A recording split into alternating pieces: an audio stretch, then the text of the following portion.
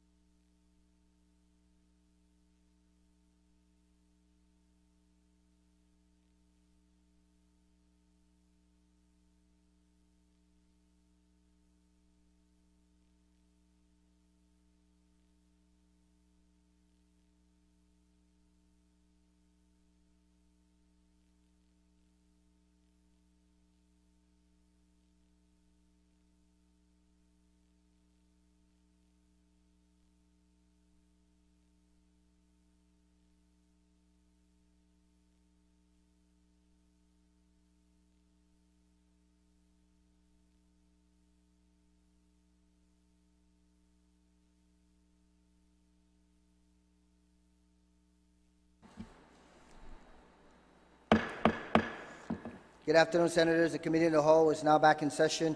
Just so that there's clarity in terms of the process forward, Senators, we invited the panel members, representatives from Revenue Tax, BBMR, DOA, back up to join us and to respond to any questions with regards to ongoing activities or finances of the government of Guam. And then upon the conclusion of asking whatever questions you would like to pose to them, we will dismiss them and then proceed with discussion on the proposed measure with amendments. Any questions or comments on that process?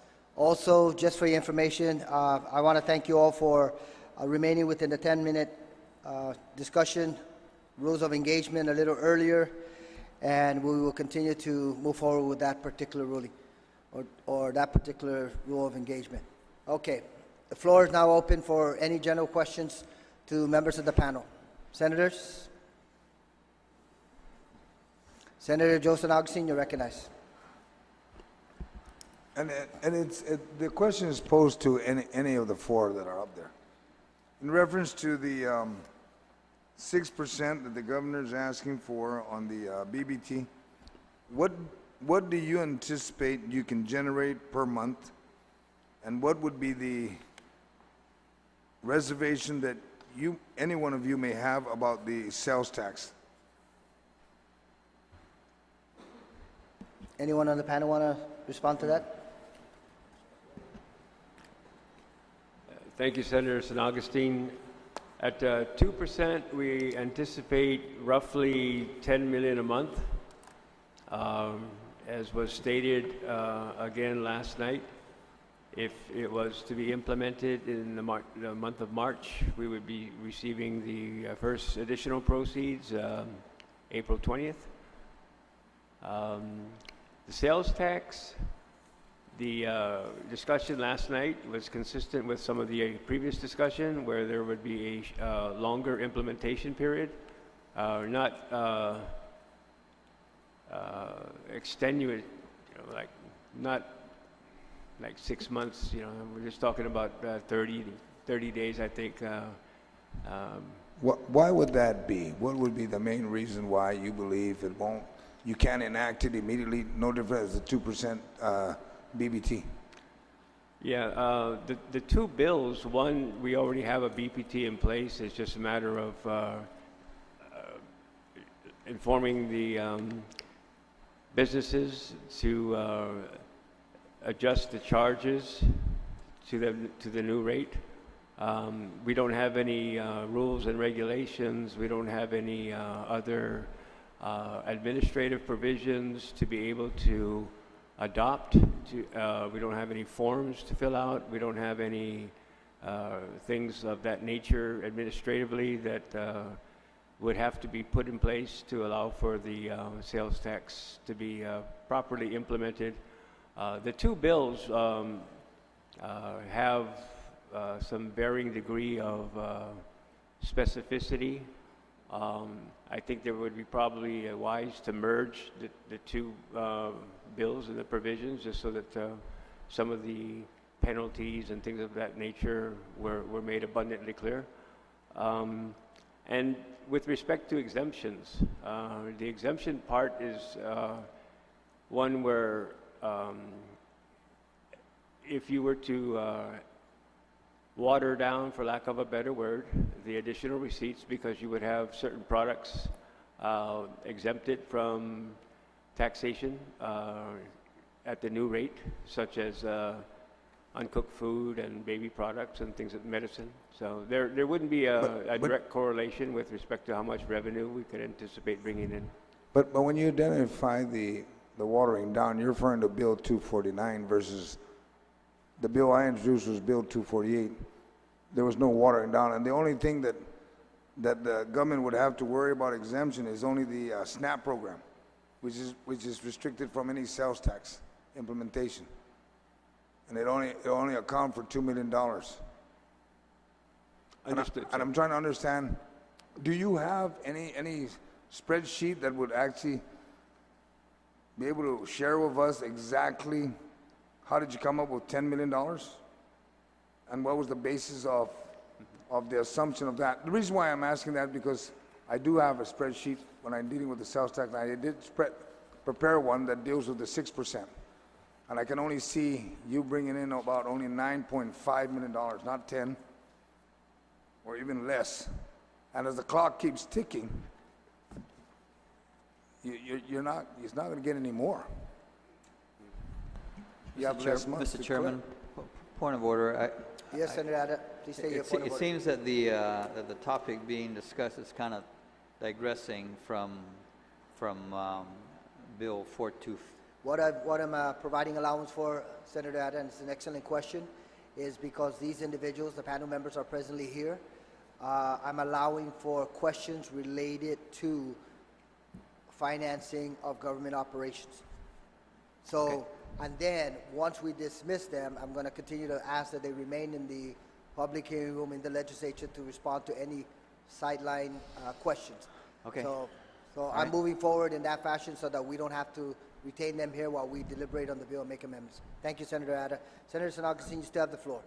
Okay, and Mr. Carlson, what I was concerned about is when you identified the $10 million, how much of that was supposed to go over to GMH out of the 10 million per month?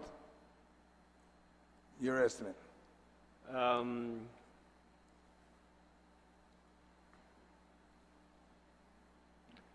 Off the top of my head, if 1% is 5, then you're splitting the other 5, 75, 25, so it would be $3,750,000 to the Guam Memorial Hospital and $1,250,000 to the Department of Education.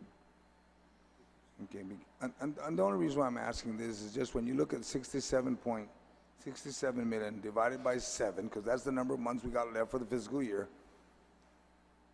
you'd come up to $9.5 million, and if you're saying 10, you only got $500,000 per month available. So how are you going to do that numbers? Senator San Augustine, can you please repeat your question? No.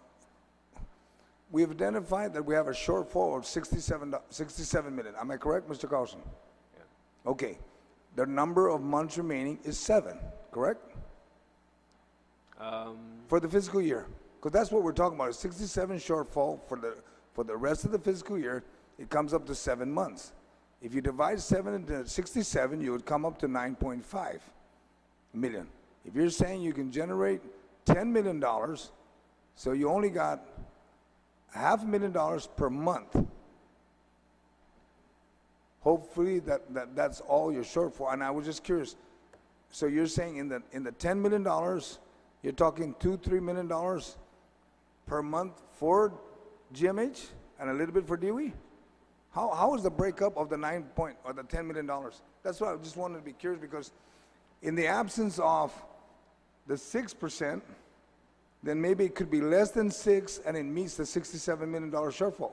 And then we can figure out the other revenue generating, the listing that the governor gave us, the revenue generating list where we can identify funding for the other sources, such as GMH and DOE. Thank you, Senator San Augustine. I draw your attention to the revenue enhancement options provided by the Office of Finance and Budget dated February 13th, wherein they identify $49.27 million for BPT increase, 4% to 6%, with an April start date to September, funds being received May, June, July, August, September. So 5 months of actual receipts divided by the amount comes up to 10 million, sir. Okay, thank you. Thank you very much, Senator San Augustine. Senator Lee, you're recognized. Thank you, Mr. Chair. And again, thank you, gentlemen, for joining us. I had some questions with regard to overtime for public safety officials. And maybe if the director of the Department of Administration could just verify some of these numbers for me, I'd appreciate it. Are you able to tell me in fiscal year 2017, what was the total amount expended for the Hagatna precinct in overtime? I think Mr. Arreola already gave you those numbers yesterday, so I'll turn the question over to him. For Hagatna precinct, overtime? Please turn I'm it- sorry, can you Mr. just, Ariola, turn yes, on your can mic. you just, thank you, the mic is not on. I'm sorry again? For fiscal year 2017, the Hagatnya precinct, if you could give us that, the amount expended in overtime. I don't have it specifically for the Agana precinct. That's, we have it in totality for the Guam Police Department, and I believe it was 2.6, 2.7 million for 2017.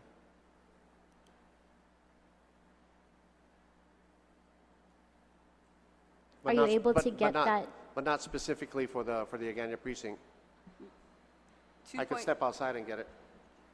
Yes, Mr. Chair, 2.6 million for, I'm sorry, Senator Lee. 2.7 million in In overtime overtime? over the fiscal year is what I'm hearing. Correct. Just to show that But the, not for Agana precinct. Right, That's for the GPD. entire department. Right. Yeah, if you could get, if we could get information on broken out, because I want to drill down into the Hagatnya precinct because that's the one that's closed. Mr. Chair, if I can step out? 5-minute recess.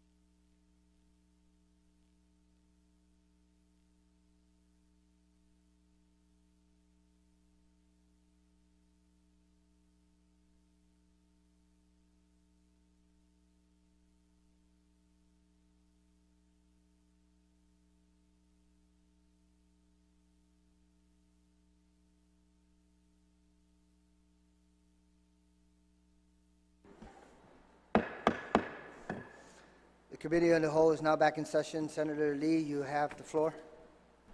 Thank you, Mr. Chair. So prior to the recess, we were just discussing the entirety of fiscal year 2017, and the total number that DOA has shared with us is that we expended $2.7 million in total overtime for the Guam Police Department. My question was specifically for Hagåtña Precinct. Are you able to provide us with those numbers for FY 2017? Thank you, Senator. Thank you. First off, I was confusing GPD with GFD. That 2.7 is actually a GFD number, Okay. Guam Fire. Okay, so for the Guam Police Department. Okay, so the Guam, again, just to clarify, the Guam Fire Department, I was confusing it with their cut that's needed for the rest of the fiscal year. That's 2.7. Okay, with GPD, Do me a favor, Mr. Arreola, and to members of the panel here, please be very mindful that you are under oath. So Understand. whatever information you disseminate to the body and to the public, that it's correct. that's why I'm Okay? correcting it, Mr. Chairman. Thank you. Thank you. Again, in GPD, their overtime requirements from October to September, the whole fiscal year, is 1.2 million. 1.2 million total for 2017 No, fiscal for, year. for this current year, Okay. yeah. Let's see, you asked specifically for the Hagåtña overtime.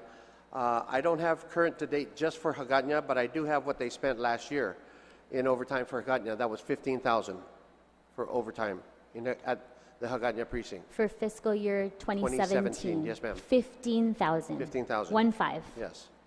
To date, they have spent 500,000 in overtime GPD overall.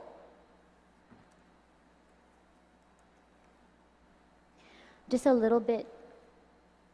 Okay, so 15,000 for the Hagåtña precinct. What about for executive security overtime? Fiscal year 2017. Mr. Chairman, and Madam Senator, you know, the chief of police is out there. He's got his whole folder. He's got all the information. I don't have that detailed number. I have the overall, you know, the overall government of Guam, but department detail, I'd be more than happy to call in the chief if the body wishes, and he can explain. He can give you those numbers as he is prepared to.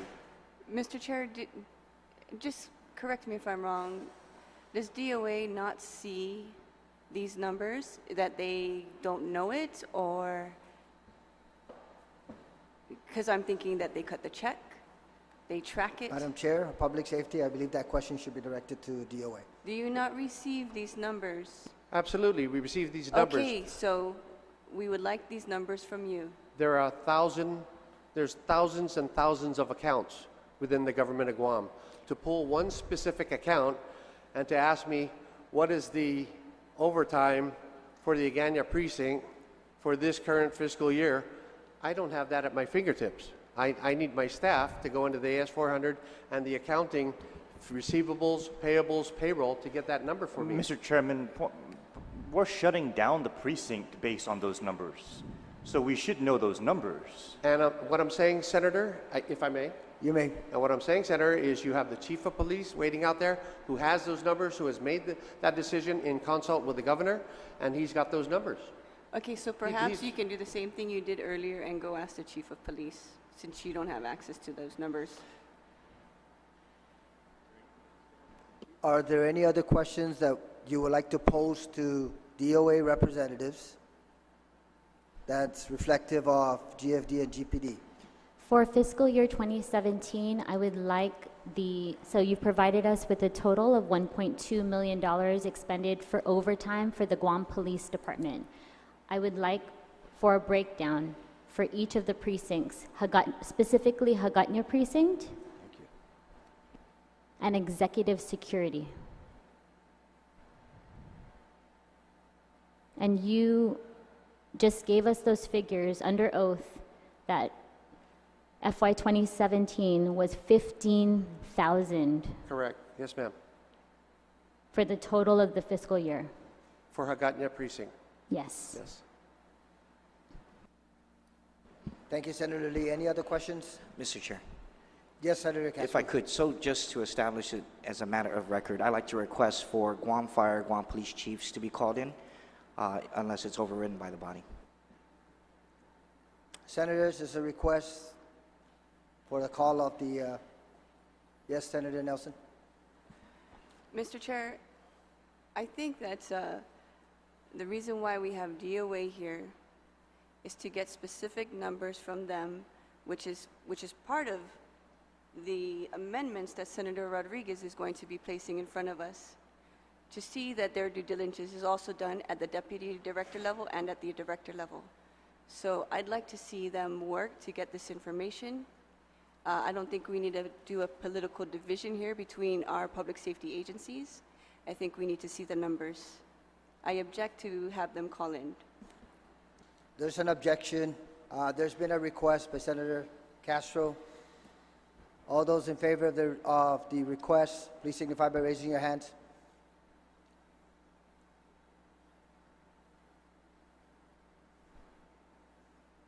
Passes. 7, the request is granted. Sergeant at Arms, please, if you can, escort the Chief of Police and the Chief of Fire. 3-minute recess.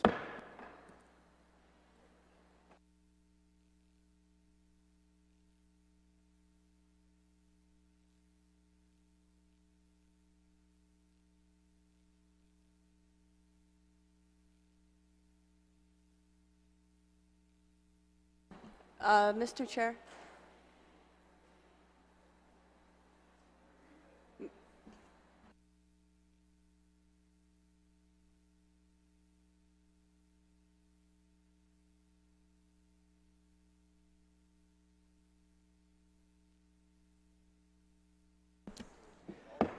Committee in the whole is back in session. I know that the account may have been off, so Senator Nelson, you're recognized. Thank you, Mr. Chair. I just wanted to clarify, how many votes did we have? It was just reaffirmed that there were 9 votes for that particular request. Okay, so Thank you, Mr. please, Chair. Sergeant at Arms, escort the chiefs in. Thank you.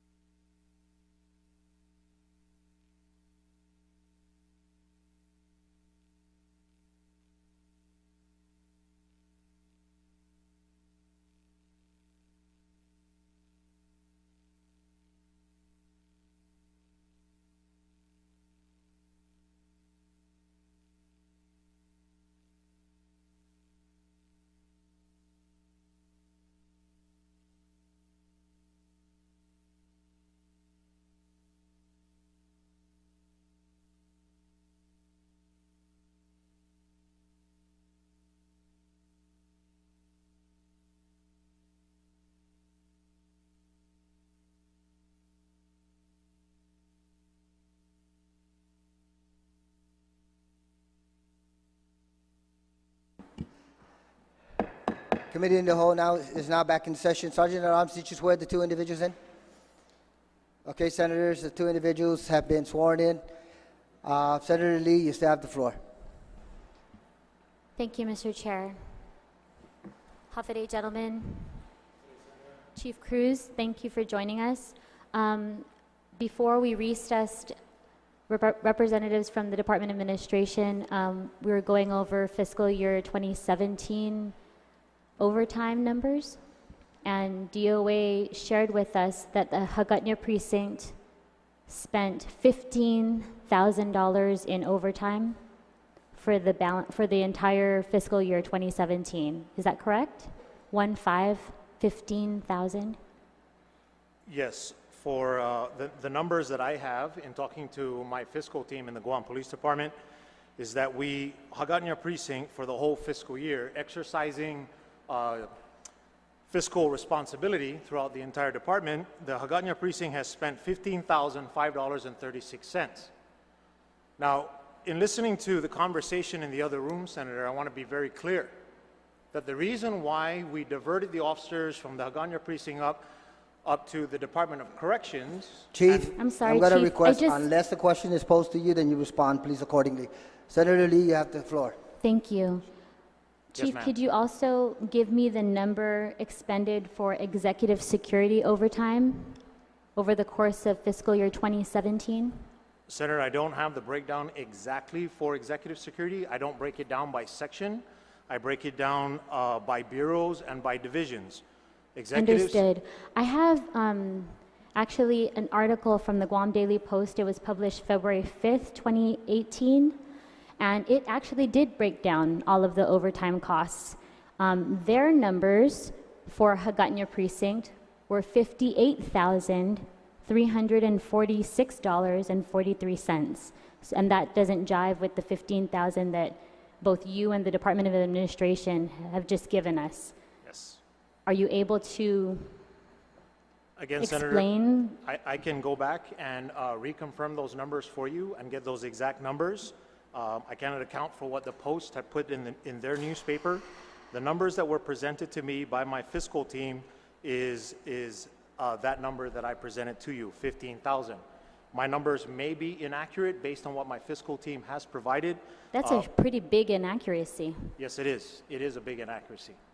But again, I've got my documents in front of me. These are the same documents I took with me when I provided testimony for a bill, the governor's bill, several weeks ago. So these are the numbers that I provided. Understood. Thank you, Yes. Chief. Thank you. And I'll refer again to the Post article. For overtime costs, the Hagåtña precinct, $58,346, while executive security overtime for that same period was $367,614.26. Yes, ma'am. Does that sound like?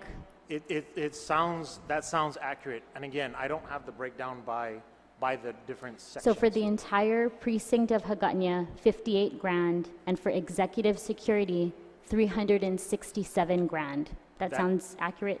It sounds to be accurate, but again, I don't have those definitive Thank numbers. you. Thank in you. front of me. That's no other additional questions. Thank you, Senator Lee. Any further questions for any member of the panel? Senator St. Nicholas, you're recognized. And then Senator Tamara. Senator St. Nicholas? Thank you, Mr. Chairman. My first question, Mr. Chairman, is currently for the Guam Police Department. How much have we accrued so far in unpaid overtime altogether? Unpaid.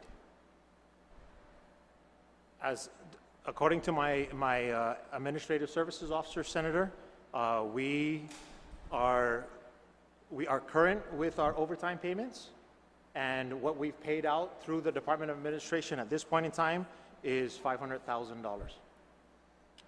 And for the Guam Fire Department, how much are we behind in overtime payments for the current fiscal year? We are not behind at any overtime payments. If you could put that on the record, please, Chief. Sure. The Guam Fire Department is not behind in any overtime payments at this time.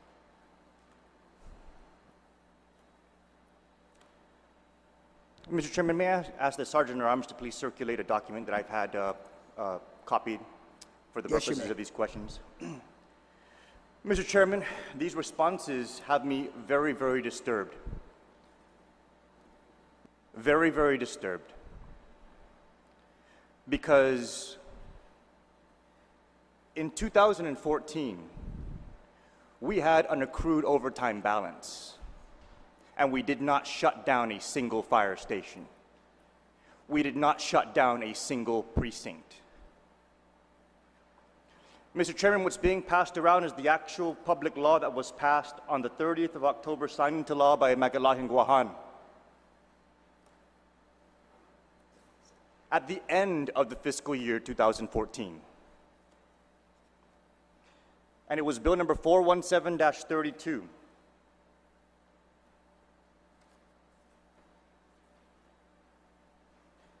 Copies are being provided to my colleagues. On page 2, section 2, Guam Police Department unpaid FY 2014 overtime. The sum of $2,071,181 is hereby appropriated to the Guam Police Department for the sole purpose of paying unpaid overtime incurred by the department in fiscal year 2014. In October, this bill was passed, which means that unpaid overtime was accrued over the course of that fiscal year. No precincts were shut down. No fire stations were closed. and unpaid overtime was accruing over the course of that fiscal year. Here we are, Mr. Chairman. Overtime is current. And all of a sudden, this administration is closing fire stations and closing police precincts.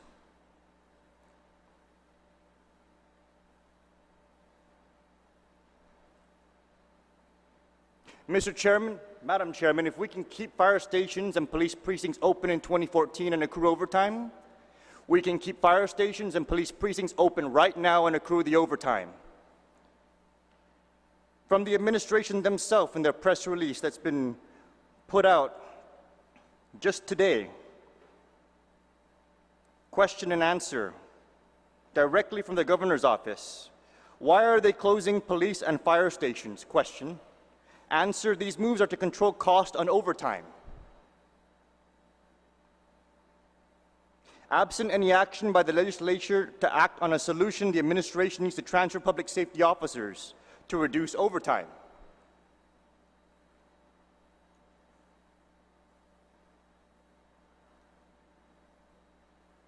Madam Chairman, there is absolutely no excuse based on historical practice as early as 2014, many of whom are sitting at this table were present during such time managing the finances of this government. There was no excuse to close fire stations and police precincts. This community is being put at risk, dangerous risk,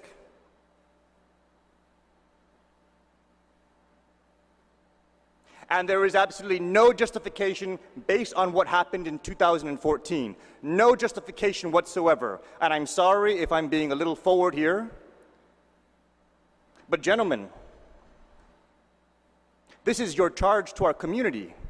And if this was something that the police department and the fire department were able to get done in 2014, it's something that we need to get done today.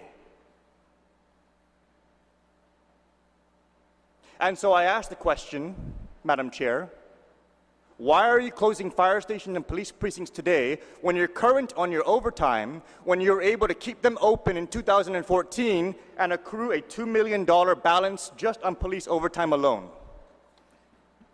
May I answer the question?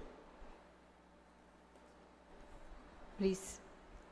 Thank you, Senator, Wait, I'm sorry. Is that directed to the GFD or the GPD? That is to anybody who can provide a coherent answer to something that is so glaringly unacceptable. And I absolutely agree. Accruing overtime is absolutely unacceptable. The difference between 2014 and today is now we're not looking down in the future at a $67 million shortfall. Chief, just because, I'm going to cut you off right now, Chief. No, I'm going to cut you off right now, Chief. You will not cut me off. Because this bill... Let me tell you something Madam Chair, Chief, I'd like to hear the response to the question. Let me answer the question. Did you want to amend your question, Senator? Madam Chair, this bill was passed in October of 2014, at the end of the fiscal year. Right, when the economy was bustling. Chief. We're looking down at $67 million Fire shortfall. stations What do you not and police understand about precincts. Please let the senator complete his... Fire stations and police precincts were able to stay open, and the overtime was accrued. There was no guarantee this money was going to be there. There was no guarantee that this bill was going to be introduced and it was going to be passed or it was going to be signed into law. And the station stayed open. The precinct stayed open. So you can talk about the economy all you want, Chief. You did it back in 2014. But for some reason, now these stations and these precincts are being closed when the overtime is current. Can I respond now? Is that a question for the chief? If he can give a coherent answer, because talking to me about the economy back then does not justify why he was able to keep them open and accrue the overtime back then, and not able to keep them open and accrue the overtime right now. All right, we'll allow the chief to answer now. Please, Chief. The plain and simple matter is, Senator, is that back then in 2014, we had a promise of being able to pay these overtime accruals that were building up. Now, first of all, for the Guam Fire Department in particular, a large majority of that overtime was past due obligations for retirees that had to be paid in full. And I believe the amount at the time was a mere $300,000. and I'm just speaking from memory, but I'm pretty sure I'm correct. As far as what's happening today, that is different, starkly different from back in 2014, is the fact that we have been informed that we are looking down the barrel of a $67 million cut for the rest of this fiscal year. And back then, which is different from now, or should I say now, which is different from back then, we are given instructions to cut a pro-rata cut of $2.7 million specifically for the Guam Fire Department for the rest of the fiscal year. And this is the instructions I receive, and this is why we've made these tough, very tough decisions. Now, I will tell you, we are setting ourselves up once again by accruing overtime because it's against the law to accrue overtime and not pay it out in a reasonable time frame. Now, just because we've done a sin in the past does not mean it's right and available to us to commit the exact same sin today. That is the reason, one of the many reasons that you are asking for. So, I don't know what else to tell you, but the bottom line is we do not have the cash flow, apparently, to finish out the year with $2.7 million in overtime that I'm going to have to expend to run my operations that the island of Guam has become accustomed to. Thank you, Chief. Senator, you still have the floor. My question for the Department of Administration, could you please inform the body how much of the governor's 15% transfer authority has been utilized thus far in this fiscal year to fund the Guam Police Department and the Guam Fire Department? Mr. Mr. Arreola? Yes, Senator, the transfers are handled by BBMR. But do you know the amount? I don't have He's the asking amount. for amounts. I don't have the amount with me. All right. Mr. Carlson? To the best of my memory, the governor hasn't exercised any transfer authority specifically for the public safety agencies. His transfer authority is currently 15% of general fund appropriations, and given the $67 million shortfall, they're projecting operational requirements for all the executive line agencies moving forward. There doesn't appear that there will be any funds that we would be able to take from Department A and shift it over to Department B, simply because the projections that we have indicate that the funding level, particularly for the general fund agencies, are going to be affected directly. Madam Has he Chairman, answered your it is question? on the record at this point that this government has been able to keep fire stations and police precincts open in spite of an inability to make payment. It's been on the record at this point that there has been no effort by Magalahi and Guahan to transfer the funds necessary to keep these fire stations and police precincts open. Madam Chairman, at what point does the governor's orders to his chiefs and the dangers that it presents to this community present a clear and present danger to the people of Guam, such that we should consider other action necessary for us to ensure that these stations stay open and these precincts stay open, or the funds necessary are transferred? This is nothing less, Madam Chairman, than a blatant hostage-taking of our people with the intent of forcing a tax increase down their throats. We've done this in the past. We've kept the fire stations and the precincts open in the past. Funds have been transferred in the past. None of those things are happening today. This body is getting called into special session after special session after special session at midnight, and our people are being submerged in a climate of fear for their safety.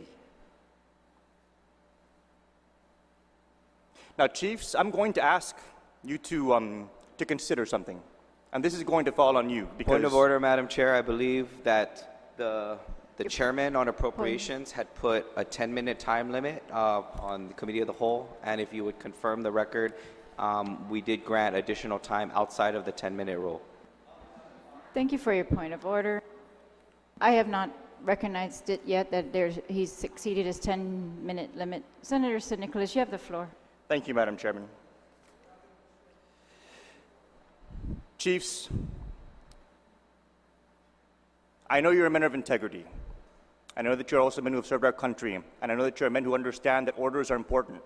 But you also know when it's time to stand up against orders that are going to cause a harm to your troops, and in this case, a harm to our people.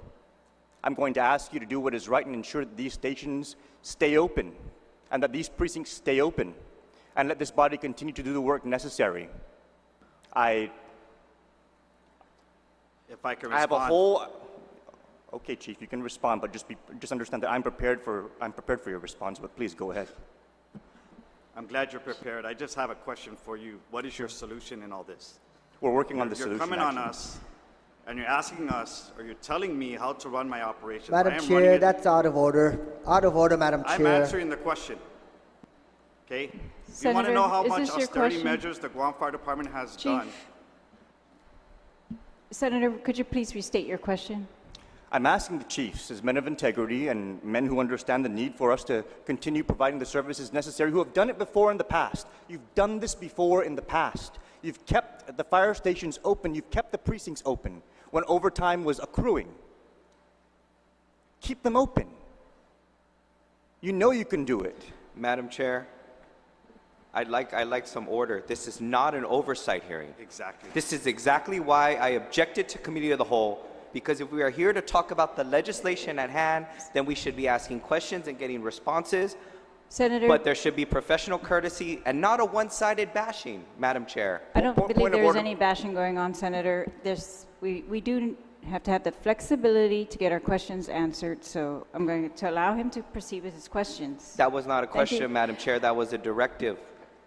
It was a question. It was in the form of a question beginning Excuse with me, I. order everyone. All right, we're just going to allow Senator Nicholas to finish his questioning. Senator, please conclude your questioning. Thank you, Madam Chair. And just in conclusion, these questions are highly relevant because we're being put into a situation where our stations are being closed, our precincts are being closed, and we're being told, as was inferred by the question from the fire chief, to pass a tax increase or to entertain amendments to a bill to increase taxes.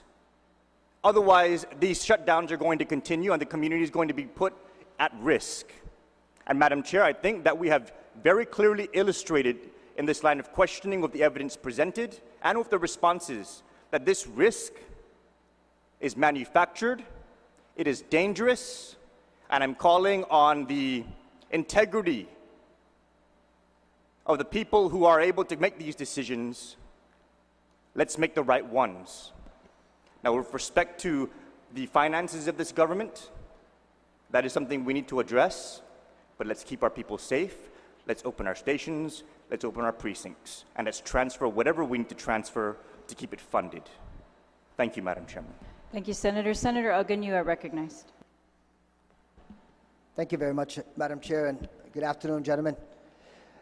Quick question in regards to the closure, and I'll address it to the Chief of the Guam Fire Department initially. The closure of 3 fire stations. Let me ask you, have you terminated any lease arrangement with your offices and relocated your offices back out to the fire stations? And I ask this specifically because based on the decision that was rendered, many of our people are asking, why is it that the fire department still has a lease? Why don't you get all of their admin personnel, relocate them out to the fire stations, so that they no longer have that obligation and keep the fire stations open? So it's a question being posed with regards to that, Madam Chair. Chief Nicholas. Thank you, Senator, for that question. My headquarters element that supports what's considered to be a medium to large agency consists of 5 non-uniform personnel: an ASO, an HR personnel manager, 1 payroll person, a secretary, and an admin assistant, and 3 mechanics. That is pretty much the gist of my headquarters or my headquarters staff. Now, add to that, I do have other personnel who are filling dual roles, not only being assigned to the fire stations, but also taking on things such as federal programs, Office of Staff Inspector, our training division, which is required by standards to happen on either a biannual or annual basis. Okay?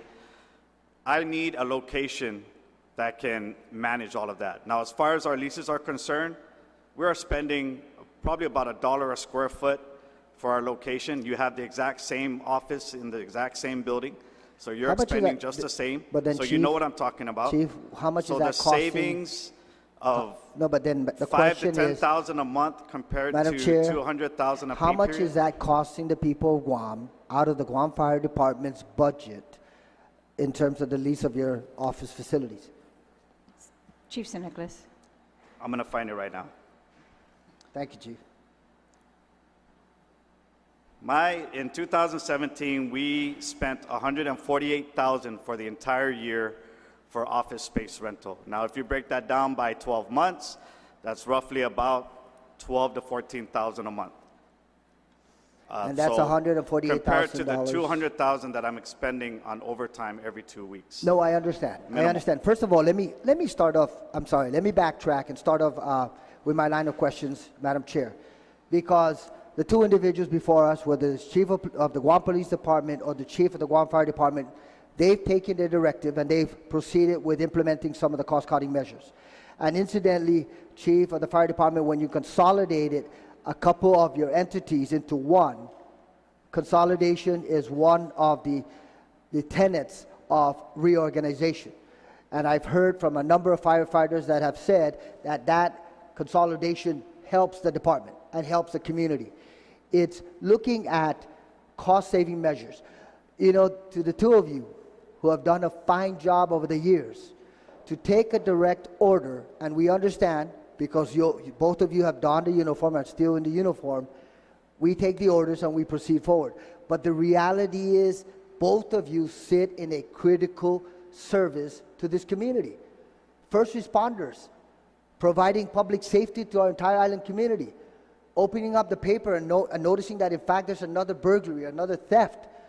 That's where the police officers and the fire department, in terms of saving lives, you provide that critical service. So my concern is, at least from this end, is why is it that public safety is being affected up front? Thank you for your Why? concern. Thank you for your concern, No, but Senator. then, Chief, please wait. But Chief St. Nicholas, that's why I posed the question. Whether it's $148,000 in lease payments, office use, whether it's $100,000, could that have saved or prevented one fire station from closing down? That's the question. Because that would be translated into realized savings on behalf of the people of Guam and continuing to provide the service. And I say that also in light of Astumbo Fire Station. Senator, Chief, you know your numbers. Please You know wait your until you're numbers, recognized. and you've seen how much the services at the Astumbo Fire Station is badly needed. But yet, that was at the forefront of closure. Yes, Chief. Please, Chief, proceed. Thank you, Thank you, Madam Senator, Chair. and I absolutely respect you just the same. But $148,000 for the entire year will only keep our stations open just for a few more days. I'm canceling or I'm spending about 14 man hours of overtime, 14 personnel on 24-hour duty of overtime a day to keep these extra two stations open. That equates to $200,000 a pay period.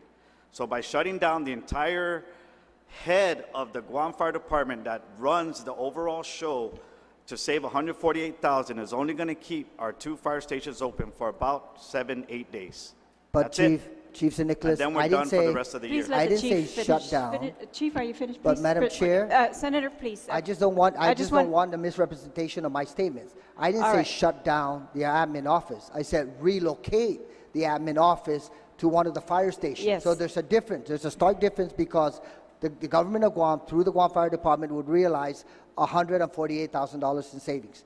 That's what my statement was. So I wanted to make sure that there was not a misrepresentation of my statement. And it really comes down to looking at the public safety and the life-saving response that your firefighters provide. And I can tell you this, Chief, and I'll close with my comments to you, is that when I personally and visibly see your firefighters save the lives of 3 of my immediate family members, on separate occasions in the last 12 years. 15 years, I apologize. Chief, that's where I am coming from. Your men and a few women do an excellent job out there, and they need to be there because you and I know every minute counts. But, okay, let me, Madam Chair, if I may transition to the Guam Police Department. Chief Cruz, we already have discussed the closure of the Hagåtña precinct. Yes. My understanding is that the department is also reaching out to acquire assistance from the airport police. Is that correct? That's correct. Okay. Also to assist, some of your officers are being reassigned to assist the Department of Corrections. Is that correct? That is correct. Have you considered reassigning the executive security back to the department so that in fact they can provide that added support? Yes, we are. So are you doing that? We are developing plans to scale down the amount of officers at executive security so we can pull more of those police officers back to police patrol or police operation functions. So when you say scale down, but as of today, some of those personnel from the airport authority, which is tied in with some bond restrictions in terms of utilizing airport assets for other than temporary assignments, that could come into question. When you're looking at pooling some of your officers, I saw a number of about 30 plus officers from GPD to provide support to DOC, which is much needed. Now you're taking your officers who are properly trained out there in the community, dealing with our people, providing public safety services. You're reassigning them elsewhere when in fact they're needed out there in our villages and in our community. So that's why when it comes to executive security, certainly my suggestion is you pull all of them back. Unless there is a threat to the chief executive and to the lieutenant governor, there's really no need for executive security, in my opinion, unless there is a threat. So pull them back during austere times such as this, reassign them back to the department so that they can provide the necessary support, and you can return some of these officers, such as the airport police, back to the airport before there are any questions with regards to the use of their personnel and their resources. So, Chief, I want to close with that suggestion, because certainly with our community and with some of the financial challenges that our community is faced with, we don't need executive security. We really don't. Unless you know some things that some of us are not privy to. Again, Senator, Senator Ogden, is that a question to the panel? If I can get his response, Madam Chair. You know, Senator, you're a service member yourself. You serve in the Guam Air National Guard, and you understand threat all too well. You know that there are threats around us all the time. And so long as Chapter 77 of Title 10 gives me the authority to run the police department as I see fit in order to meet the mission of the Guam Police Department, then that's exactly what I'm going to do. I'm going to deal with threat across the board. So I will scale down based on your suggestion. We're already doing that, Senator. We will scale down executive security to deal with that. But I deal with threats across the board, Senator. So as long as I have that authority in Chapter 77 of Title 10, I'm going to manage the Guam Police Department. I'm going to lead the Guam Police Department as I see fit, and that's exactly what we're doing. The whole issue of Hagåtña Precinct, again, as Senator San Nicolas talked about threat to the community, I would beg to differ that we have put the community at risk. I would beg to differ that we've compromised the safety and security of the people of Guam. Because of the fact that we've realigned our people... Madam Chair, the Chief is responding to a statement that I made, not to what Senator San Nicolas was alluding to a little earlier. Thank you, Senator. That's correct. May I Chief, continue? please, could you please just address this question regarding the executive security? So with executive security, yes, we are taking a look at those plans. And again, we're taking all matters into consideration to include what's happening at Hagåtña Precinct and throughout the entire Guam Police Department. Thank you, Chief. And then it comes back again, Chief, to, like I said, unless there's any recognizable threat. And like you said, you deal with threats probably on a daily basis, but threatening members of the community where our police officers can continue to be as visible as possible versus providing security, not necessarily public safety service, but security when in fact there's no visible threats. Like I said, unless you're aware of that. And this idea about continuous threats, yes, right now, based on some of the activities, we don't know what may happen out there in the community in terms of consolidating, in terms of taking 30 plus police officers out of your department, reassigning them to DOC, and closing down the Hagåtña precinct. We don't know what could happen. And that's where you would overstress your men and women in uniform by virtue of pulling that number of people resource away from the streets and from our community. That's where my concern comes in. And let me close with this, Madam Chair, that when we look at this, why is it that public safety takes the forefront of any cost containment or reduction? Why? Why GFD closing 3 fire stations? Why GPD closing the Hagåtña station? And then taking 30 plus personnel going to provide necessary support to DOC? That's the question that I will leave with the members of the panel, because we understand that we are in austere financial times, but really there's got to be that reorganization, that consolidation of functions before we tap into these two individuals, chiefs, departments, because Guam Police Department and Guam Fire Department should always be at the forefront of receiving resources. And I need to emphasize that, Madam Chair, because right now it appears as if, in fact, our public safety / first responders are being strained. And I don't want to hear any response that is not being strained when you're taking personnel out of your department, are being strained in providing their services to our community. Thank you, Madam Chair. Thank you, gentlemen. Thank you, Senator. Senator Steffes, you're recognized. Thank you, Madam Chair. If we have a specific question for the panel, please state which member of the panel your question is for. Mr. Carlson. And otherwise, I'm going to take any other questions as rhetorical.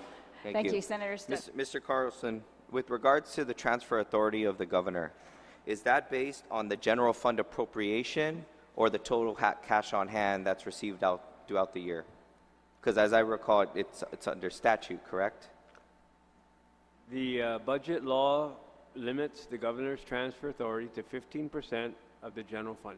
15% of the general fund as appropriated by this body, correct? So, as I understand it, and I want your input on this, for FY18, 2018, this legislature approved a budget. Now, what we saw was we were going to come up $67 million short of that budget, right? Therefore, the 15% appropriation is still based off the total general fund appropriation by this legislature. Is that correct? This legislature has not done anything to revise the fiscal 18 revenues, nor have they adopted anything to adjust appropriation levels to meet what is currently before us as far as the shortfall. So the 15% is still based on what we had budgeted to the general fund prior to the realization of the $67 million shortfall, correct? That's what you could say that's what it is, because it hasn't been revised. But real world application, you know, we would make adjustments. But you know, the point is, there isn't anything to transfer. And that's what I was trying to get at. So there was a 15% authorization in statute, but now we actually are $67 million short. So even if there was an authority to transfer money and fund public safety, there just isn't any money anymore to do that, correct? That's correct. Thank you. Chief Cruz, do you believe that the cuts you are applying to your department in order to save money still allow you to accomplish your mission? Absolutely. As the chief of police, an expert in your field, I'd say more of an expert than anybody else present in this room, would you say you're still able to accomplish your mission while doing your responsibility to make cutbacks for the benefit of the entirety of Gov Guam and its people? Absolutely. Thank you. Same question posed to you, Chief San Nicolas. Do you believe, as an expert in your field and as the chief executive within your department, that you are able to accomplish your mission while providing cuts and doing your part in your department for the benefit of the entirety of Gov Guam and its people? Senator, thank you for the question. Unfortunately, different from the Chief of Police. I believe that's a loaded question, and I say that because then there wouldn't be a need for those 2 stations I just shut down. Those stations are absolutely needed. And if you're asking about the overall mission to save lives, we meet standards to get there. Can I meet those standards at this time? No, I cannot. I cannot meet those standards, but we will do our best to accomplish the mission at hand with the resources that are provided. Now, if would you be able to provide, and it doesn't have to be at this time, a specific number of we'll say a one-time appropriation, if there was an exemption to allow you to continue your recruitment process to man those stations to diminish the need of overtime and that long-term expense and provide a long-term solution to man those fire stations? Would you be able to come up with that figure? Well, if I wasn't given the cut of $2.7 million for the rest of this fiscal year, then I'd be able to man those stations still at a diminished standard or diminished response capability. Allowing me to continue the hiring of the 45 fire recruits will ensure that I can meet it towards the end and save in overtime for FY19. And that for FY19. And so that investment now, is that you're saying 2.7 million? Yes. Thank you. No, the reduction is 2.7 million. Correct. The reduction of 2.7 million, as I understand it, is now preventing you from manning those stations and recruiting the officers necessary to have them cycled in to reduce the overall overtime in fiscal year 2019. Correct, and to be a little bit more accurate, to continue my current operation and expending that much in overtime every 2 pay periods, and moving forward with the hiring of the 45 fire recruits, if I stayed at the current appropriation, I would only have a shortfall of about 30,000 towards the end of the year for my current 2018 appropriation. But again, that's been, instructed to be cut at $2.7 million. Thank you, Chief. To either gentleman in Department of Administration, with the opinion on the 32-hour work week, that was the initial austerity measure that was presented. To your understanding, the prevention of doing that for another 90 days, would you be able to answer as to whether or not that's why secondary and tertiary austerity measures had to be taken because the primary one no longer became an option? Who's that question directed to? Department of Administration. As you know, Senator, the process for the 32-hour week was started, it was stopped, and it's now started again. It's a long-term process. It's not something we can do immediately, but we have the need to reduce the outflow of funds immediately. And so this particular process was started in order to be able to save these funds that these 2 chiefs have been able to do. Okay, so to clarify again for the record, the initial austerity measure was for the 32-hour work week, but that being taking 90 days to implement, I guess the work that had gone is that now the secondary and tertiary causes of effect of the government of Guam's inability to do the 32-hour work week right away is that we need to start cutting down on overtime. Is that how I'm understanding it? Well, yes, I think there's 2 things, right? As far as the fire department is concerned, that it was an issue of overtime. That was not the case with the police department, and I think the chief already said that. Thank you. And Chief, one final question before I close, and actually quick comment leading into the next question. I guess you were alluding to the fact that the big difference between, well, one besides the law, but the big difference between 2014 and now 2018 is that we now just almost out of the blue have a $67 million shortfall, as I'm understanding, outside of the governor's transfer authority at 15% of what was appropriated by this body. So there's not even an ability right now or cash available or any type of flexibility to transfer any monies to your department. Is that what I'm understanding? That is how I understand it, yes. Thank you, Chief. Final question is for Chief Cruz. You had begun to explain your reasoning for the diversion of personnel from the Hagåtña precinct as part of reorganization and supporting public safety as a whole for the government of Guam within the executive branch. Can you please elaborate on that specific point? Yes, thank you, Senator. So again, the essence of the closing of Hagåtña precinct is really a diversion of those officers assigned to Hagåtña precinct to assist the Department of Corrections.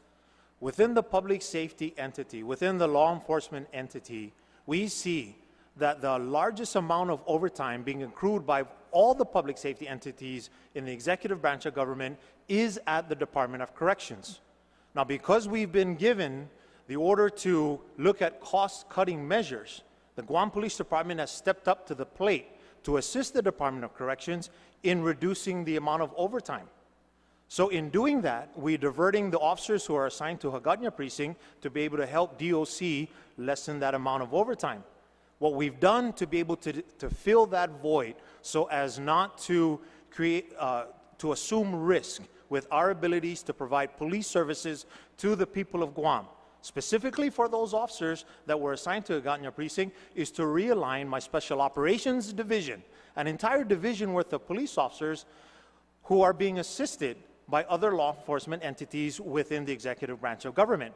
And those come from the Port Authority Police, the Airport Police, the Department of Agriculture's conservation officers, as well as the Department of Parks and Recreation's park rangers. All law enforcement entities coming to the table to be able to be part of the solution, not part of the problem, to be able to help another public safety entity deal with overtime. So the issue was not ever overtime for the Guam Police Department. The issue was never about overtime for Hagåtña precinct. The issue was about overtime at Department of Corrections and being able to deal with that. The overall picture in public safety. Thank you, Chief. If I can clarify and hit a couple specific points that you mentioned with the follow-up question. But to lead into that, the closing of the Hagåtña precinct, does that affect the patrol coverage or your response matrix? Absolutely not. Absolutely not. Again, with the amount of officers that we have realigned from Special Operations Division to include those officers from those agencies that I just mentioned, there is no gap in the front lines. Thank you.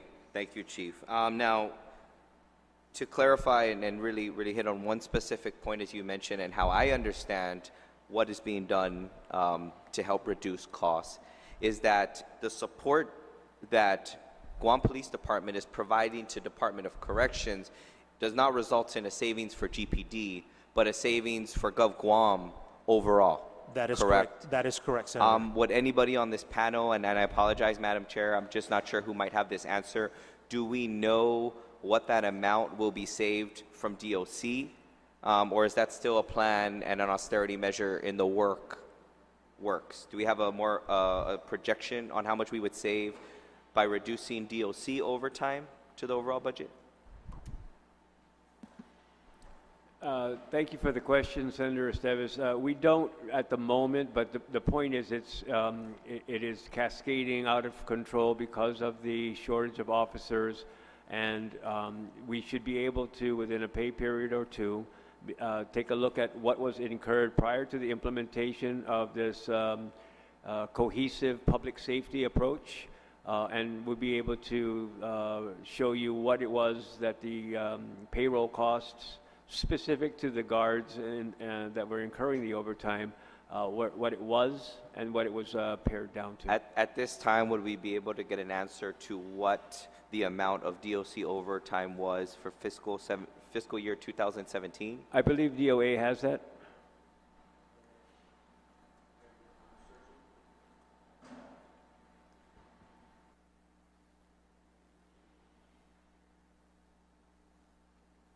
If I may, Madam?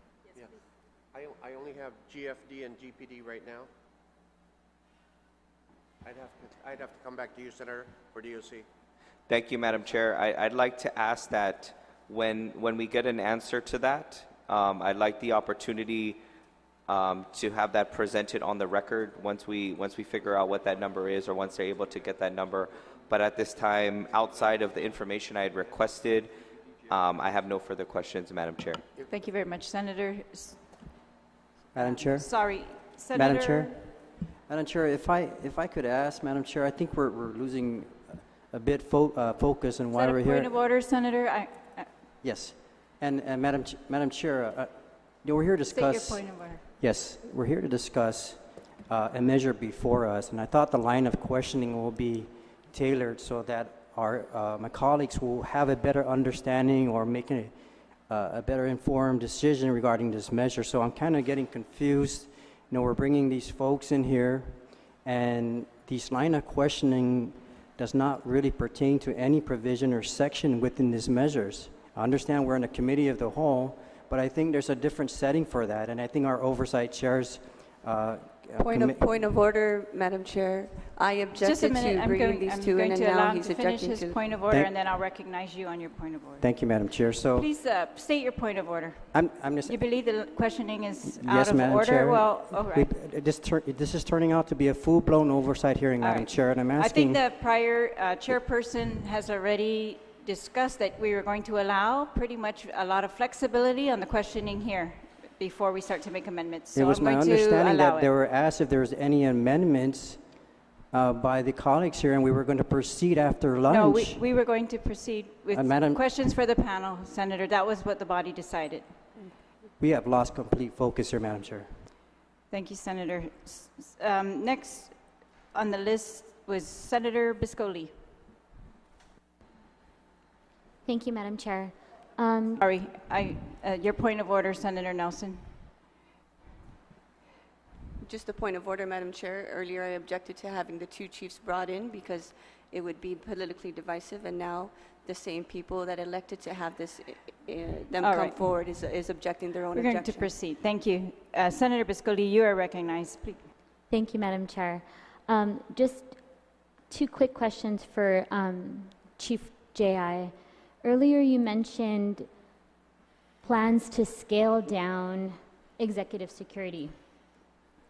And I guess my question to you is, why did you not scale down executive security before closing the Hagåtña precinct? The decision to close the precinct again was to shift personnel over there.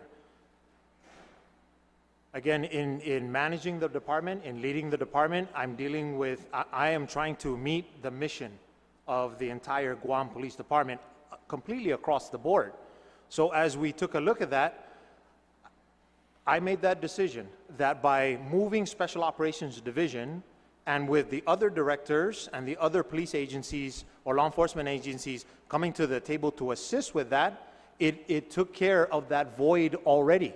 So as we took a look at that, I saw no need to be able to scale that down prior to that. However, we're taking a look at it, not just at executive security, but throughout the entire Guam Police Department. Thank you, Chief, and I really appreciate, the challenge that's before you, the challenge that's before all of us. And as you were responding to a previous question, you made it clear that you didn't believe that there were any gaps in the front lines. Those were the words that you used.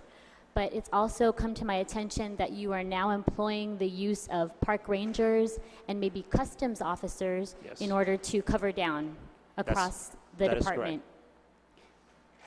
Do park rangers and customs officers have the same training as Guam Police Department officers? According to Public Law 32-232, absolutely.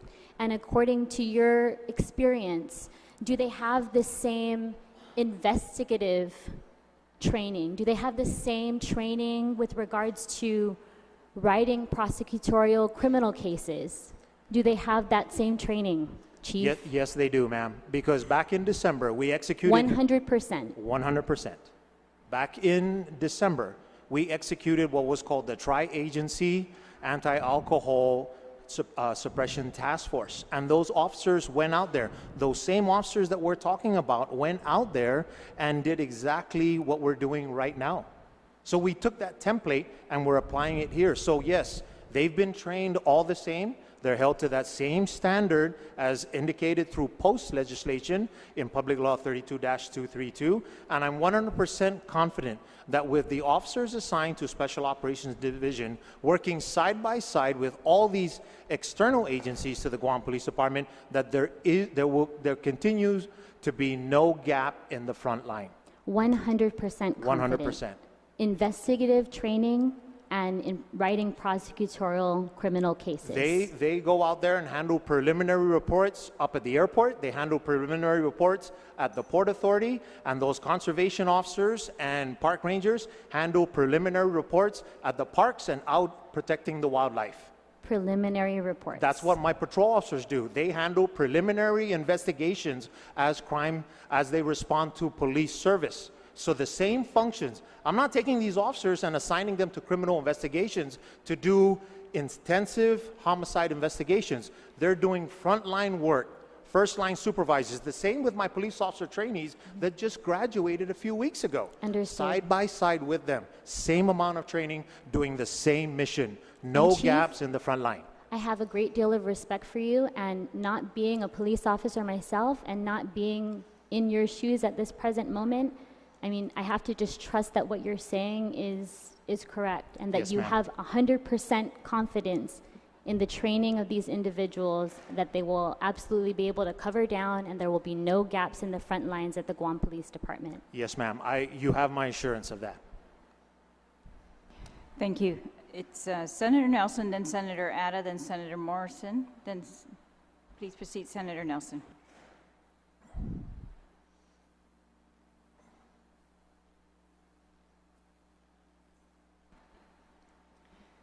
Thank you, Madam Chair. This question is for Department of Administration.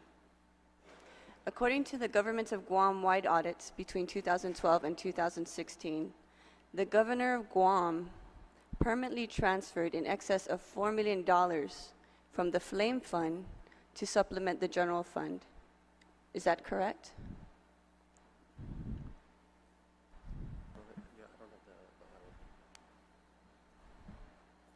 Senator, we will have to look and see, because I don't Go have ahead, that. we have time.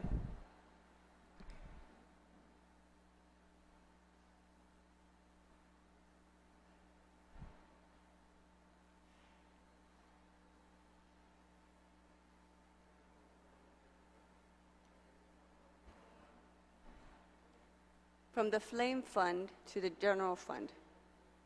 Flame. Fire, Life, and Medical Emergency Fund. This is for DOA.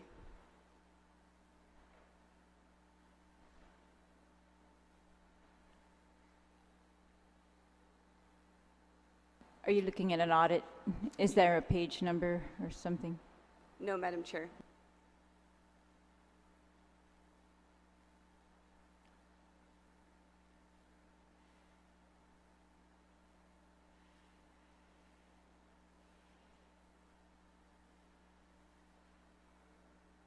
We just got confirmation that it was. I just need to find it here. Okay.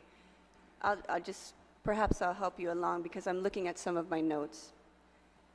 Between fiscal years 2014 and 2016, DOA permanently transferred approximately $3,041,134 out of the E911 fund to the general fund, and $1,317,838 out of the Fire, Life, and Medical Emergency Fund. So my question between 2014 and 2016, my question to you is, did you plead with the governor to reimburse these funds? Ma'am, if these are the permanent transfers, again, what transpires within? That's not my question. My question is, did you plead with the governor to reimburse the funds? Yes or no, during this dire time? Did we what? Did you plead with the governor to reimburse these funds? The funds were not reimbursed. That's Okay, why there was thank you. That's why there was a permanent Thank you, Mr. transfer. Ariola. Now, the reason why I bring this up, Madam Chair, is because, first of all, I'd like to thank the fire chief and the police chief for being here. and being put before this body. But I'm confident if the police chief says that he can meet his mission with these cuts, then he can meet this mission with these cuts, because that is his job as the police chief, to ensure that the mission can be met and to protect the safety of the people. Now, on the other hand, our fire chief is struggling with this situation. And so the reason why I'm asking these gentlemen this question is because here we see an abuse of these special funds that go straight to the fire department, that is moved out of the fire department's use into a general fund to supplement what cost we don't know. Now, it was said in previous releases that the government's team can allow our public safety agencies to operate if they find a revenue generating source. And just over the weekend, actually Friday evening, Madam Chair, we submitted a bill to find an additional source for the fire department. And this bill will realize around $4.7 million annually for the fire department. And it is so written so that this bill can also fund the operations for the fire department. And so now my concern is we are still continuing to hold our fire department hostage, even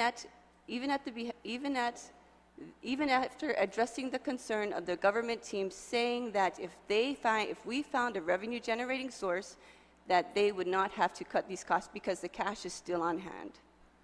Thank you, Madam Chair.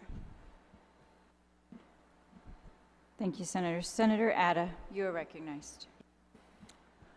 Thank you, Madam Chair.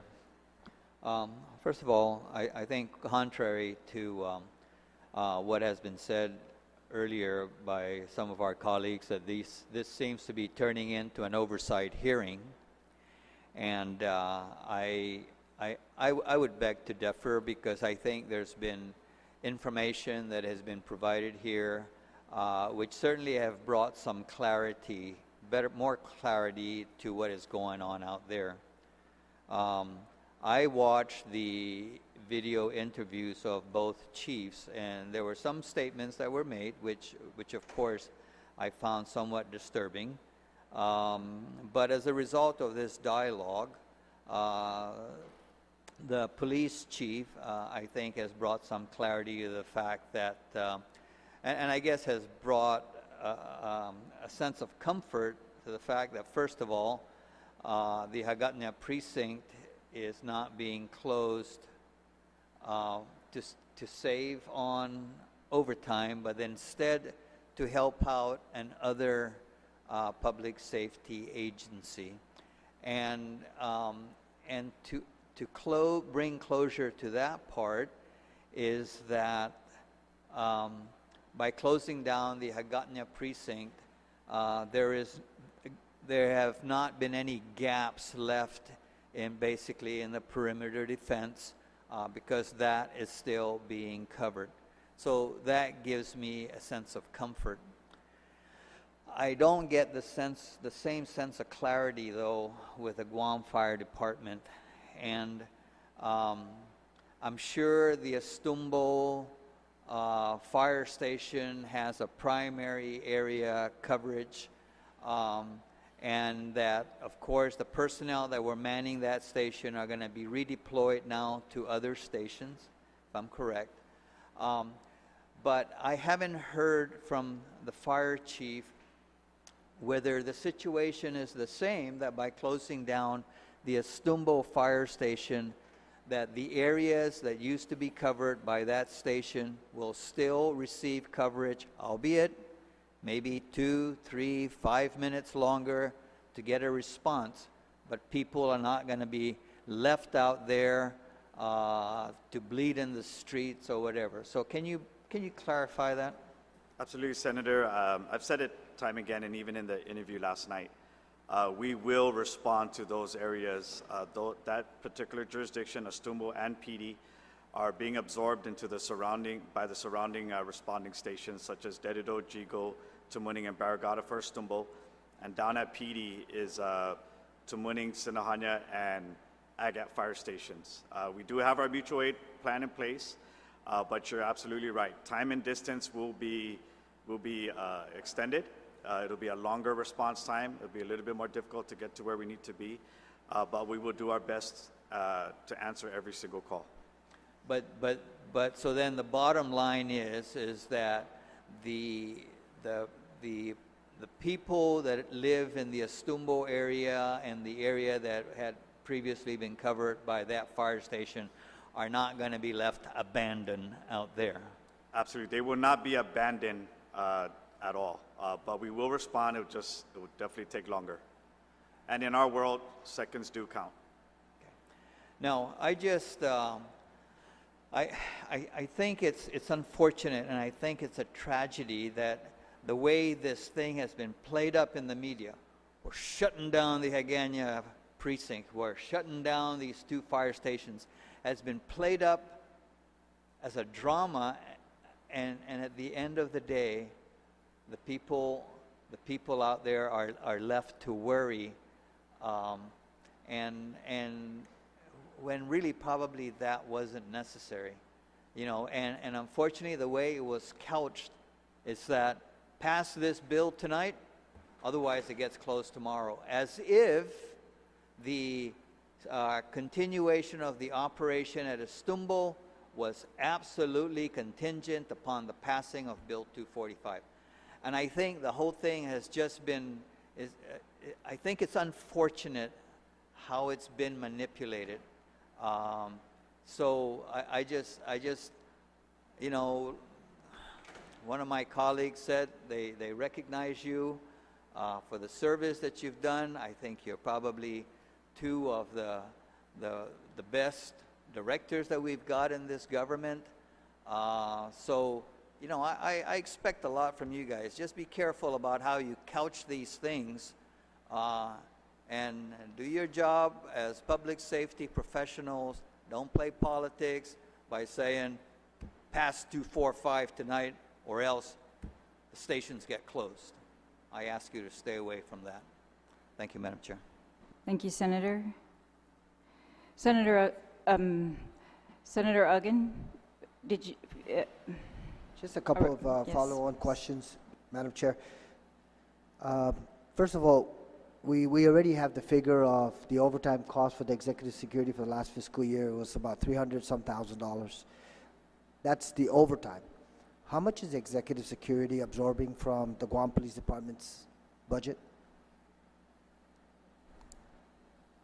I'm sorry, Senator, what is your question about executive security's overtime? How much again? is the regular expense for the executive security, not inclusive of overtime? Last fiscal year, overtime accumulated to $300,000. So you're asking what are the total amount of salaries and benefits? Yeah.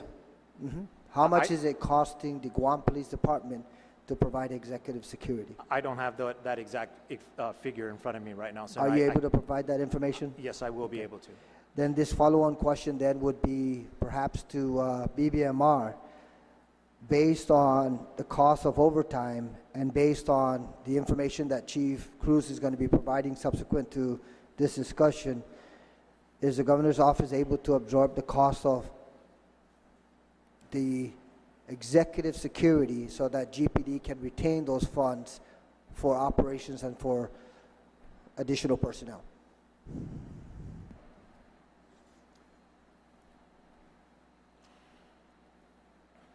With or without any Just solutions? the cost of executive security.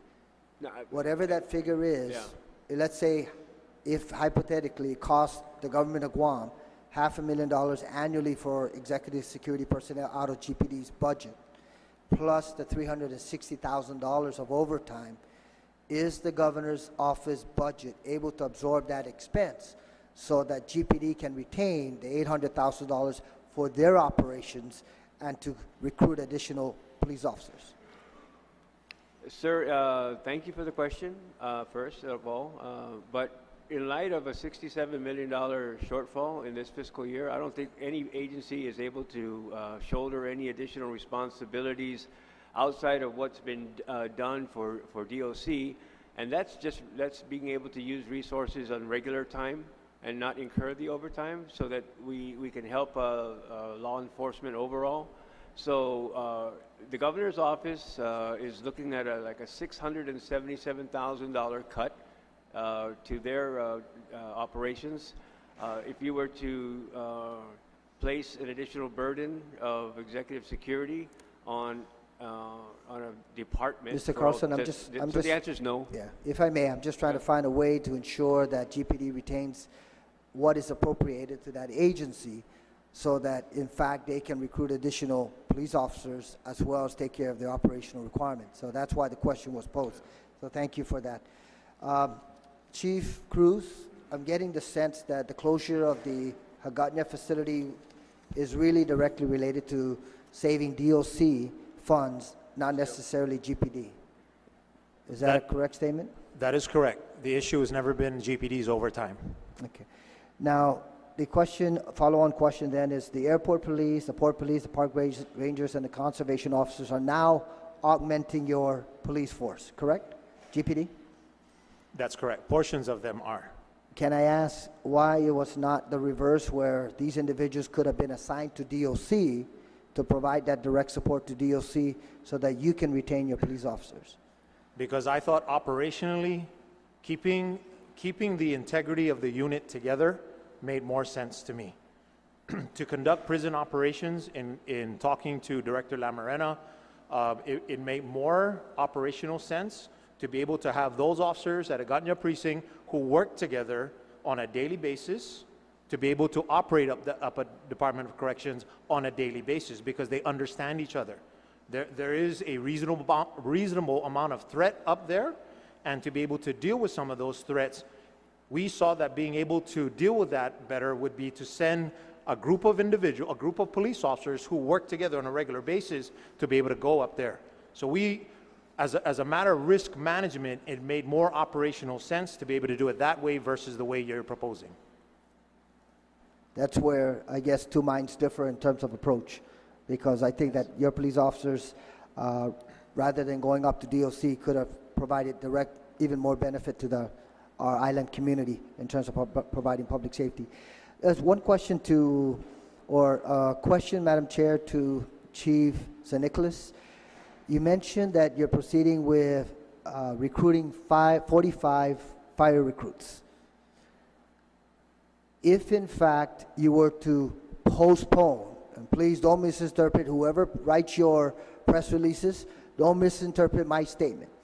But if you were to postpone the recruitment of these firefighters until October 1st, the next fiscal year, how much would that save the general fund? Senator, thank you for the question. That would not save us any money at all because our overtime is consistently rising as we go. Every year I've been going through an attrition rate of about 17 personnel, so we are tracking the exact same for this FY, and we expect to expend even more overtime going into FY19. So if we hire now, it takes 6 months to get them fully trained up to the firefighter 1 level, and then I can send them out to the stations. We're trying to minimize or trying to condense the training and basically, no pun intended, shove the fire hose down their throats, get them trained and get them out within 3 months. We can start seeing some savings, but again, they can't work the firefighter schedule until they go through the full 6 months of the probationary period as required by the DOA rules and regs. Then I have thank you very much, Chief St. Nicholas. I have a following question, Madam Chair, is if in fact you're able to proceed with your 45 fire recruits, and I would think that if you don't bring them on, then your savings, your realized savings based on your cost reduction certainly would still be, or the cost savings that you're proposing would still be realized. But my question then, with shutting down 3 fire stations, where would you assign the 45 firefighters upon the completion of the training?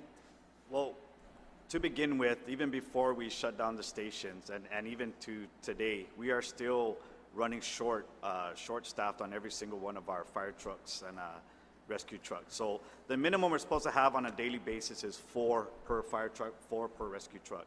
Right now, we can only adequately staff without using our irregular overtime each unit with 3 personnel. What that requires us to do is to dispatch more units to a one particular run, which otherwise could have been handled by one unit, we have to roll out now two, just to meet the required manpower before we even send anybody into a fire. So the basic rule is, 2 in, 2 out. Before we can send 2 personnel into the fire, we have to have 2 personnel on the outside ready to go in as a rapid intervention team to pull them out if something should happen. Thank you very much, Chief San Nicolas. And Madam Chair, just a closing statement. I understand the concern about some of our colleagues that are questioning why we would proceed down this line of questions. And it really boils down to because realistically there's a closure of 3 fire stations. There's a closure of the Agana facility. We need to understand what the financial implications are and why they're proceeding in that fashion and how we can provide additional financial support to the department so that they can provide their first responder or their public safety services. So, I differ with some of the concerns that have been raised specifically because this is probably one of the reasons why, or 2 of the reasons why, we are here today discussing the proposal before us. Thank you very much, Madam Chair. Thank you, Senator. Senator Muña, you are recognized. Thank you. My question is for Chief Cruz. So the Agana precinct is a diversion to alleviate the DOC overtime. Is this an indefinite closure or is it a temporary closure? And if it's temporary, when do you foresee it opening again? Or is it like part of the plan, transferring everything to the new central precinct? I'm just trying to get clarity on that. We see this, of course, dependent on our financial or fiscal state of affairs in the government of Guam. I would hope, and again, hope is not a plan, but I would hope that this is temporary in nature, because I would think that this esteemed body would be able to develop a solution to the fiscal state of affairs of the government of Guam. So to answer your question directly, Senator, we hope that this is a temporary solution to be able to deal with this. Again, we're just doing our part to be able to deal with the overtime incurred by Department of Corrections. This has nothing to do with the construction of a new precinct up in Sinajana. And again, we see this as being temporary in nature, dependent on this body's ability to be able to pass in some bill that addresses the fiscal state of affairs of the government of Guam. Thank you, Senator. Senator Torres, you are recognized. To that point, though, Chief, we also understand from the Agana redevelopment revitalization plan for Agana that GPD is deemed to be raised and another building put in that place. So in terms of it being a temporary thing, I think that the plans that have been shown, even in a video presentation on the government channel, suggests that in fact that GPD, the demolition of that building is something in the horizon. So I don't know that it's entirely accurate to say that there weren't plans to do away with the Agana precinct, just based on the Agana redevelopment plan, what we've seen in the video. So I just wanted to make that comment. But my question really was more about the accrual of annual leave, and perhaps this is better directed to GFD. And this question is being asked because it is one of a series of amendments that may be proffered later this afternoon. But with regard to annual leave, Chief, how is leave presently taken by the GFD in terms of how much leave they're able to dock per day? As per subsection 6219, for every day that is taken of leave, 9 hours is charged to their accrual. Regardless of whether it's a 24-hour day, right? Only 9 hours can be deducted from the leave bank. If I may, Senator, you're asking one side of that question. The other side is that they only accrue at a rate of an 80-hour worker. The standard schedule of a firefighter is 120 hours. Right. So while they work a pay period and a half of hours, 120, they only accrue at the 80-hour rate. And that is the reason why, the legislature at that time sought fit to pass the bill to charge only 9 hours. But it's not a one-sided question, Chief, and actually it raises a question about your ability to, or the ability for a firefighter to exhaust his leave so that he has only the maximum amount transferred. And I know this for a fact because I experienced it when I was managing the airport. And we had a situation where overtime was because of the cycles and the lack of manpower, overtime was required in order to man the shifts adequately. And as a result of the requirement, we could not afford to have all the firefighters take the necessary leave that they would need to exhaust their leave. And so one of the question that I have specifically to you is, do you foresee any challenges in paying out accrued leave for firefighters when you're not able to allow them to take time off?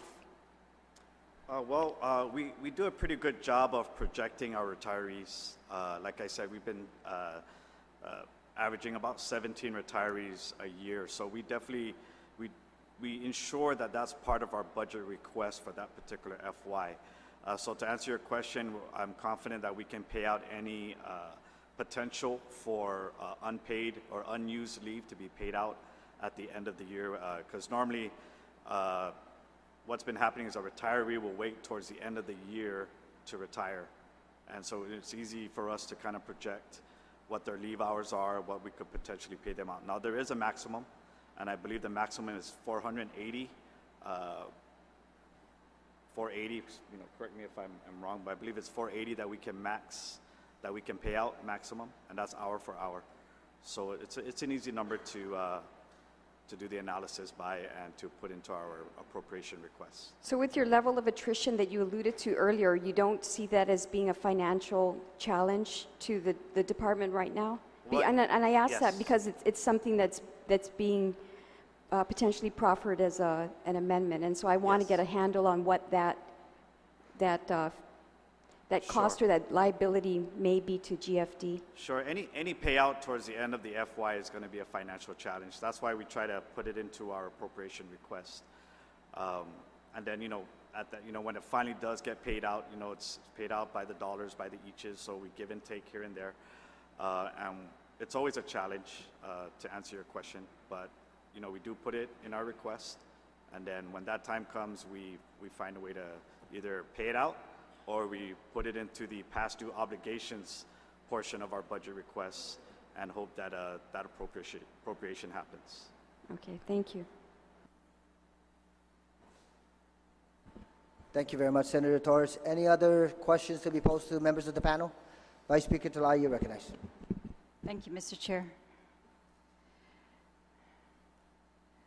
I just want to thank the chiefs for your information and actually for your quick response. I know the fire chief and actually the police chief also both responded very quickly to the circular. When BBMR was asking all the agencies to cut for a total of or a percentage, and they came up with a total of $37 million that they were going to be able to cut.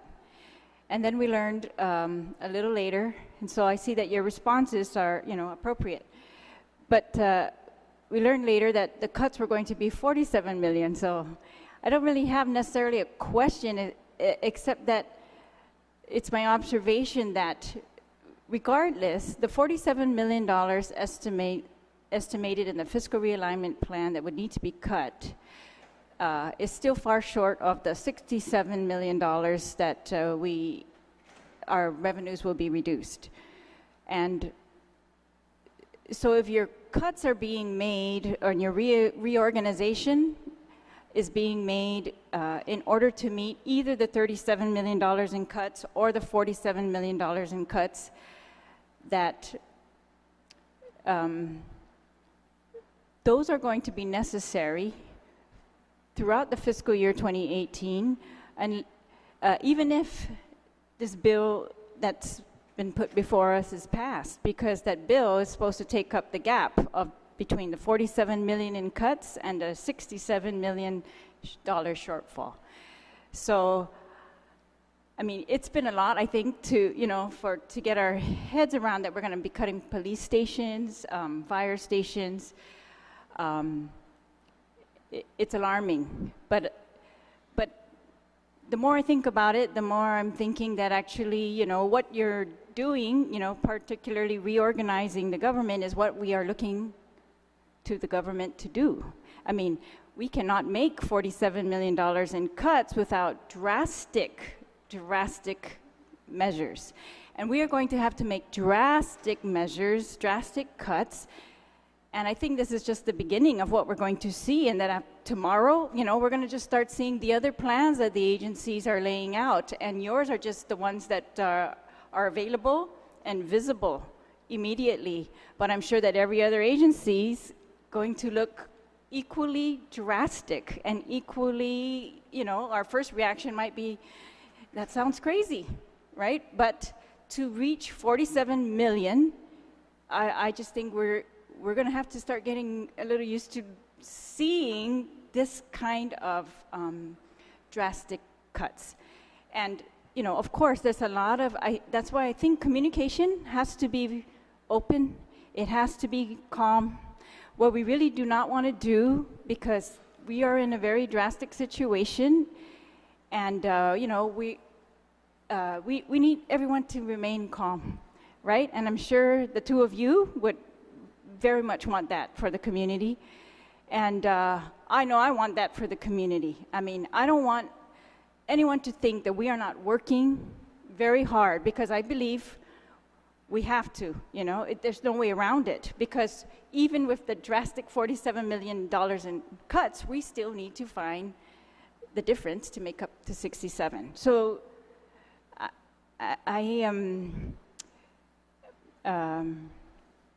guess, I want to commend you for your quick plans to reorganize and to meet that demand by BBMR that you cut 47 million. We are, of course, hoping and trusting, and we really want it's the governor's purview where these things are going to happen, where the reorganizations are going to be made. And we are, actually going to be hearing bills this week that are giving him even more flexibility as to reorganizations. I think there was some discussion by the previous director of administration to give him more flexibility as to furlough authority than what he already has. And all those things, I mean, we all need to consider them and for the, what's in the best interest of the community.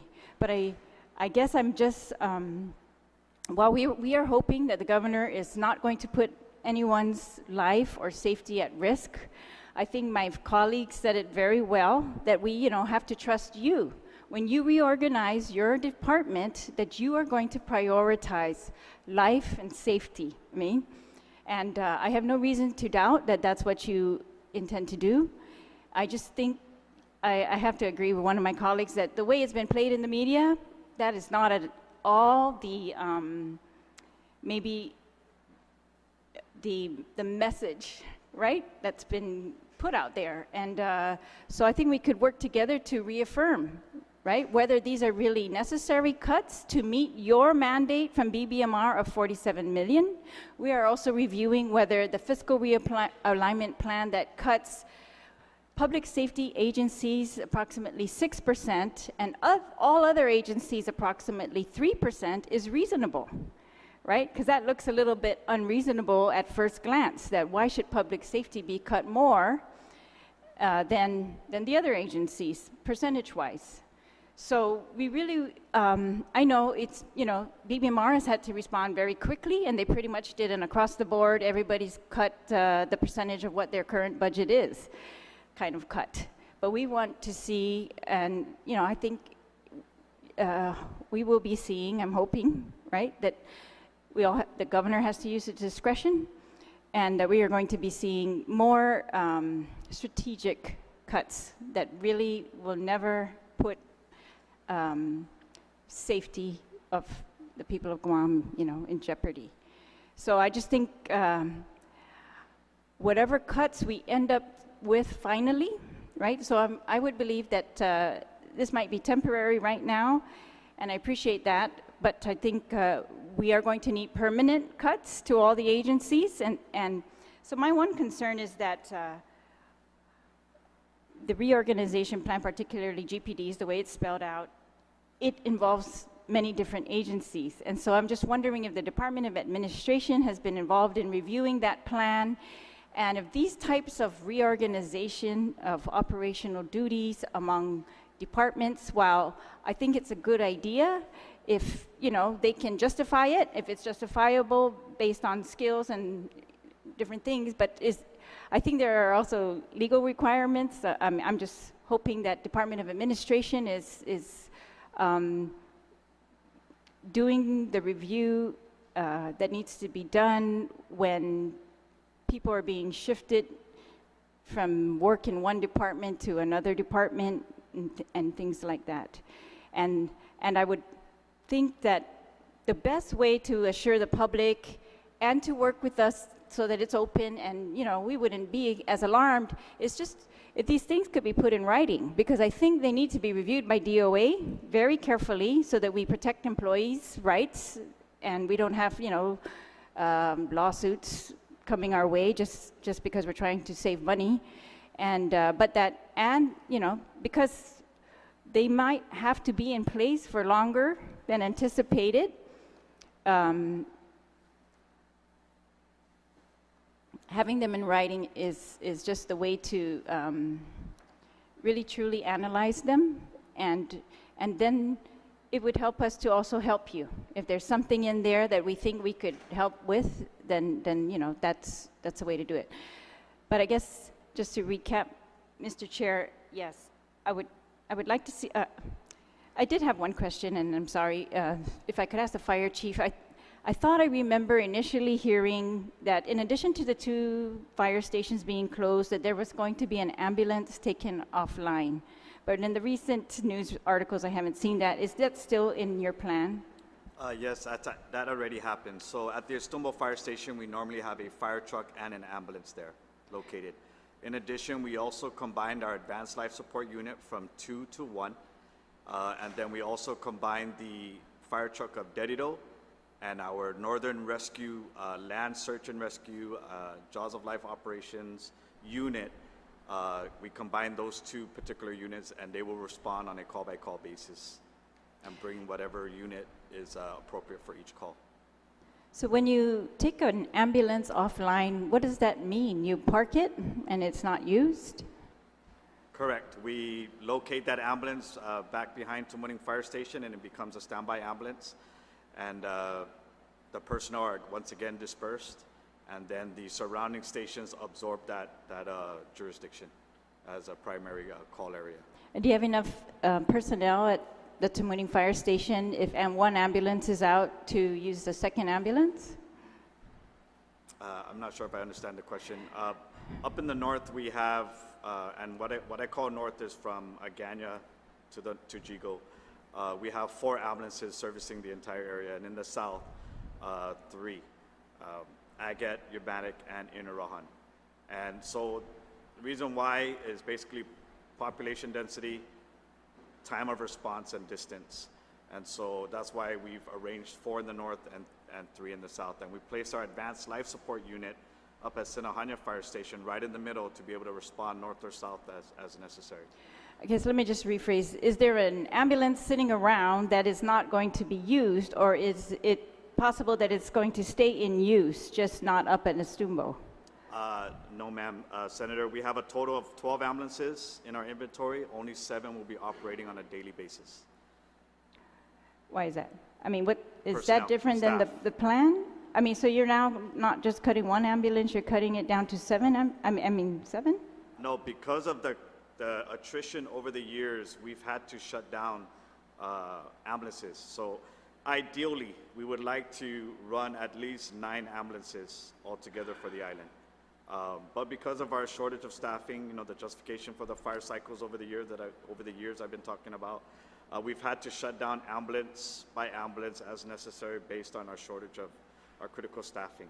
So in order to maintain the 8 ambulances, I've actually had every single firefighter working every single day with no days off in order to staff these additional ambulances. So it's got to a point where, you know, I'm burning my people out, and it's, so I've had to take added measures and added consideration about the health and welfare of our responders, of our firefighters and EMTs, and withhold, even when I was trying to staff a unit, withhold that because I got people now calling in sick. They just don't want to come in anymore. They're tired of the overtime. They're not getting any time off. So, you know, the call volume is that high. It's high enough to where it's burning out my personnel, and it's affecting their health and their welfare. So I've had to shut down units over time, and, you know, we're down to 7, which is very critical, and I don't want to see that happen. So you're saying that before we were asked to make $47 million in cuts, we had ambulances that were available, but just not in service because of lack of personnel? Right. We always make it a point to even have ambulances available because these ambulances are high use, high volume. You could just repeat those numbers again? So how many ambulances do we have total that are able to be operated, and how many are you actually using? Okay, so specifically we have 12 in our inventory. All right. A total of 9 that are capable of being in service. The remaining is pending parts, pending repairs, or a purchase order to be issued, and then and 7 that are actually serving the island. So we do keep 2 as backup in case one ambulance breaks down in the middle of the night. All we do is rotate it, all right. Switch it out. Okay, well, all right. It is quite alarming to hear, you know, about ambulances not being taken offline, and I'm sure you understand this, Chief, you know, especially as from the southern villages, that's just, and remote areas, you know, Astumbo that was the whole reason of adding Astumbo. So, you know, the problem is that we have to trust the executive branch when they are making the cuts, and we're trying to focus on where we're going to find, in addition to the $47 million of cuts, the balance to meet $67 million reduced revenues, right? And, you know, it's tempting for us to just jump in and get involved and tell them exactly where to cut, and of course, we want to do that if we think they're not using their best judgment, right? Well, or if they're putting anybody at risk, then I totally understand why, you know, that's the reaction. But I'm just going to ask you, and all of you, because all of you are going, you know, this fiscal team, you're going to be having to be the one that's going to be the face of the $47 million in cuts that are going to be made regardless of whether we pass this bill or the sales tax bill, or the reorganization bill, or any of the bills, and in fact, all of the bills. If we took all 16 items that BBMR has proposed for revenue, and I still think because of the timing of when those would be implemented, we're still going to be faced with the $47 million in cuts, and that's going to be our way to manage that. That's the way that BBMR has proposed in their fiscal realignment plan. So I just think the more of your planning that we can get in writing so that everybody can be assured of it, and the more of